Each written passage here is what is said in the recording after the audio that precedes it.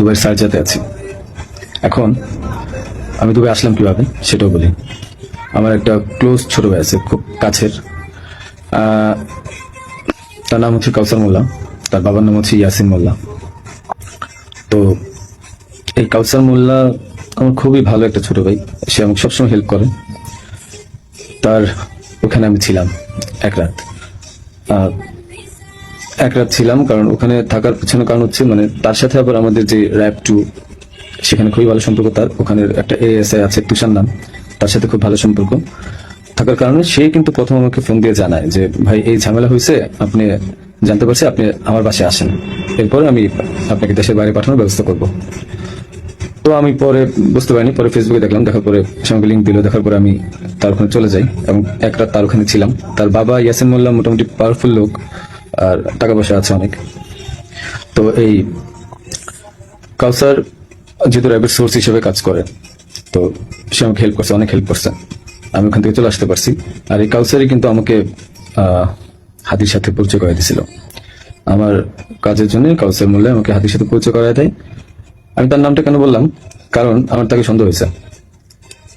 সে আমাকে দেশ থেকে করছে, সেভ করছে, সবকিছু করছে, যেহেতু কাজটা আমি করি নাই। সে জানতো যে আমি কখন হাদির কাছে যাই, কি করি না করি, সবই জানতো, কারণ আমার কাজের জন্য আমি যাচ্ছিলাম, সে জানতো। যেহেতু সে আমাকে পরিচয় করেছে তাকে, আমি সে নিজেকে এখন ওই নাহিদ সার্জিস, তারপর আপনার হাদি, এদের খুব ক্লোজ আমাকে বলছিল। সেই বিদায় আমি তাকে বারবার বলছিলাম যে আমাকে তাহলে একটু পরিচয় করায় দেন আমার কাজটার জন্য, আমার কাজটা তো এখন দরকার, কারণ আমার প্রতিষ্ঠানে কোনো কাজ নেই। তো সেই আমাকে পরিচয় করা দেয়, কিন্তু যখন সে, আমি জানি না, ওখান থেকে চলে আসার পর, বিদায় নিয়ে চলে আসার পর হাদি গুলি খাইছে এবং সে আমাকে আশ্রয় দিছে এবং সে আমাকে সেফ এক্সিট করে দিছে, আর সে র্যাবের সোর্স হিসেবে কাজ করছে। যখন এগুলো আমি মিলাইলাম, তখন আমার কাছে মনে হলো যে সে অনেক কিছু জানে। তাই আমি তার কথাই বললাম যে আপনারা একটু, আমি বাংলাদেশের পুলিশ প্রশাসনকে বলবো যে আপনারা একটু কাউসার মোল্লা আর তার বাবা ইয়াসিন মোল্লা, এই দুজনকে একটু জিজ্ঞাসাবাদ করবেন যে আসলে মূল ঘটনা কোথায়, আমাকে কেন, আমার মনে হচ্ছে তারা আমাকে ফাঁসাইছে। তো এটা গেল। তাদের সাথে জড়িত র্যাবের সোর্স হিসেবে সে কাজ করে, তাদের সাথে জড়িত র্যাব 2 এর তুষার নামে একজন এসআই আছে, আপনার তাকেও জিজ্ঞাসাবাদ করবেন। এখন আমি আরেকটা কথায় আসি।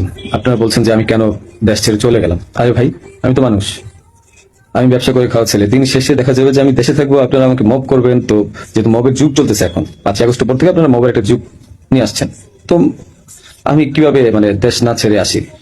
আর আমাকে তো কালচারই বলছে যে আপনি দেশ ছেড়ে চলে যান, আপনি দেশে থাকলে অনেক ঝামেলা হবে। তো আমি দেশ ছেড়ে চলে আসছি।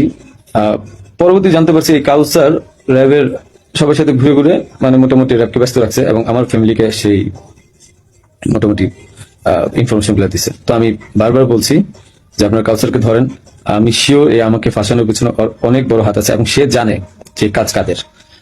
যেহেতু তার ব্যাকগ্রাউন্ড, আমার ছোট ভাই ভালো সম্পর্ক ছিল, তার ব্যাকগ্রাউন্ড কিন্তু ভালো ছিল না।